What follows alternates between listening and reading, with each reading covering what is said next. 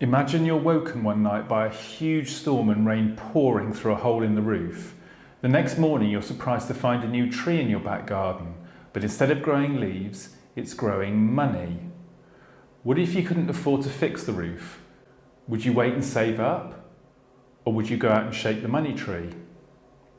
It might surprise you to know that most major economies have discovered just such a magic money tree and have been shaking it like crazy every time a storm threatens. And apparently, the spell keeps working. But in the wake of the pandemic, it's becoming clear something really worrying might be happening as a result. So what's the problem?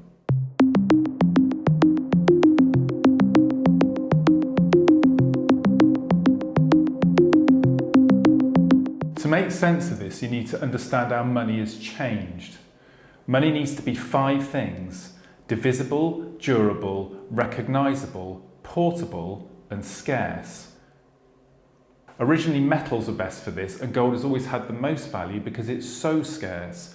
All the gold that's ever been mined would fit into 2 Olympic swimming pools. But gold is hard to divide and it's a bitch to carry around. So historically, banks issued coins and paper instead. The coins and paper had no intrinsic worth, it was the scarcity of the gold they represented that gave them their value. After World War II, most countries abandoned the idea of limiting their money supply to the gold in their bank vaults and instead pegged their currency to the value of the dollar, making it the world's reserve currency. But in 1971, the dollar also broke the link to gold, and at that moment, every major currency on earth became fiat money. Fiat currencies float free of any backing to anything real.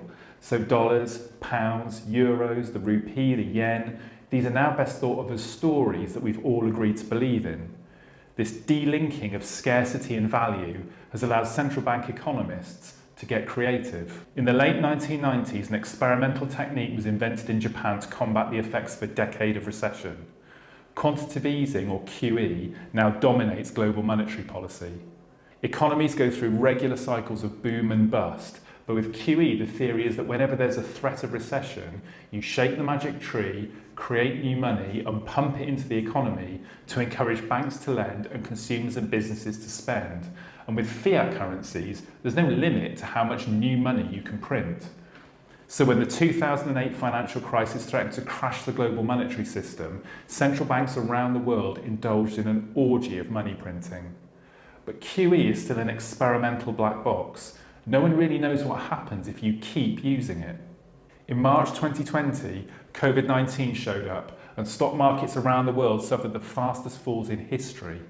When the pandemic hit, it led to truly monumental amounts of money being printed. It's an amazing statistic that 1/3 of all the dollars currently in circulation were created since March 2020. Back in 2008, it took the US stock market over 4 years to recover, but this time it was all back to normal in 9 months. And 3 months later, the S&P 500 was up 30%. What's going on?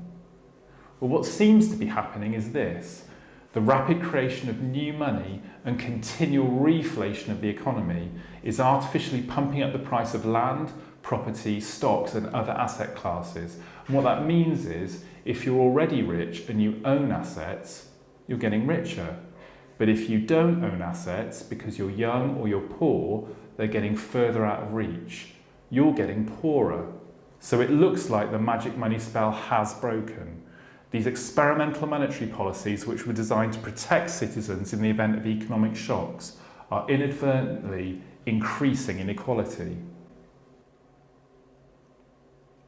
There's no evidence of any willingness from the central banks to break this cycle, and even if they wanted to, no one country can unilaterally disarm because global economics are so interdependent. But something else is happening as a reaction to this, and like so many things, it's been accelerated by the pandemic. There are new forms of money emerging that aren't created or controlled by the central banks. I'll talk about that in the next video.